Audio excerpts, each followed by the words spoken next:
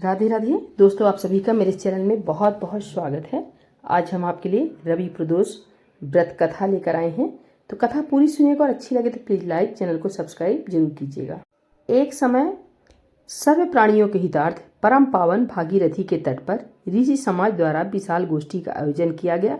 इस सभा में व्यास जी के परम शिष्य पुराण वेत्ता सूत जी महाराज हर कीर्तन करते हुए पधारे।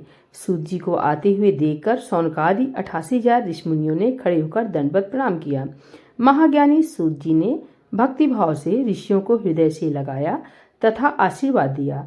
विद्वान ऋषिगण और सब शिष्य आसनों पर विराजमान हो गए। सौनकादि ऋषि ने पूछा, हे पूज्यवर महामते, कृपया है बताने का कष्ट करें कि मंगलप्रद कष्ट निवारक यह व्रत सबसे पहले किसने किया और उसे क्या फल प्राप्त हुआ। श्री शिव जी बोले, आप सभी शिव के परम भक्त हैं। आपकी भक्ति को देखकर मैं व्रती मनुष्यों की कथा कहता हूँ, ध्यान से सुनो। रवि प्रदोष व्रत की कथा के अनुसार एक गांव में अति दीन ब्राह्मण निवास करता था। उसकी साध्वी स्त्री प्रदोष व्रत किया करती थी। उसे एक ही पुत्र रत्न था। एक समय की बात है, वह पुत्र गंगा स्नान करने के लिए गया। दुर्भाग्यवश मार्ग में चोरों ने उसे घेर लिया और वे कहने लगे कि हम तुम्हें मारेंगे नहीं, तुम अपने पिता के गुप्त धन के बारे में हमें बतला दो।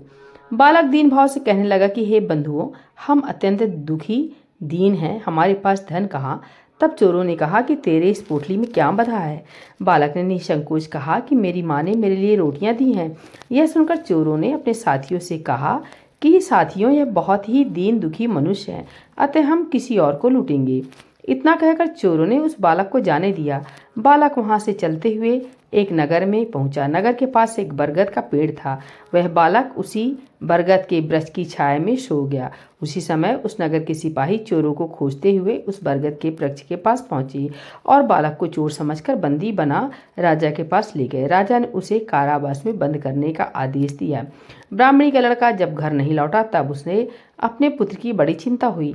अगले दिन प्रदोष व्रत था। ब्राह्मणी ने प्रदोष व्रत किया और भगवान शंकर से मन ही मन अपने पुत्र की कुशलता की प्रार्थना करने लगी। भगवान शंकर ने उस ब्राह्मणी की प्रार्थना स्वीकार कर ली। उसी रात भगवान शंकर ने उस राजा को स्वप्न में आदेश दिया कि वह बालक चोर नहीं है, उसे प्रातःकाल छोड़ दे, अन्यथा उसका सारा राज वैभव नष्ट हो जाएगा। प्रातःकाल राजा ने शिव जी की आज्ञा अनुसार उस बालक को कारावास से मुक्त कर दिया। बालक ने अपनी सारी कहानी राजा को सुनाई। सारा वृतांत सुनकर राजा ने अपने सिपाहियों को उस बालक के घर भेजा और उसके माता पिता को राज दरबार में बुलाया। उसके माता पिता बहुत ही भयभीत थे। राजा ने उन्हें भयभीत देखकर कहा कि आप भयभीत न हो, आपका बालक निर्दोष है। राजा ने ब्राह्मण को 5 गांव दान में दिए, जिससे कि वे सुखपूर्वक अपना जीवन व्यतीत कर सकें। भगवान शिव की कृपा से ब्राह्मण परिवार आनंद से रहने लगा। अतः जो मनुष्य रवि प्रदोष व्रत को करता है वह सुखपूर्वक और निरोगी होकर अपना पूर्ण जीवन व्यतीत करता है तथा उसके जीवन में खुशहाली आती है। बोलिए भोलेनाथ भगवान की जय। प्रदोष व्रत कथा की जय। हर हर महादेव शंभु।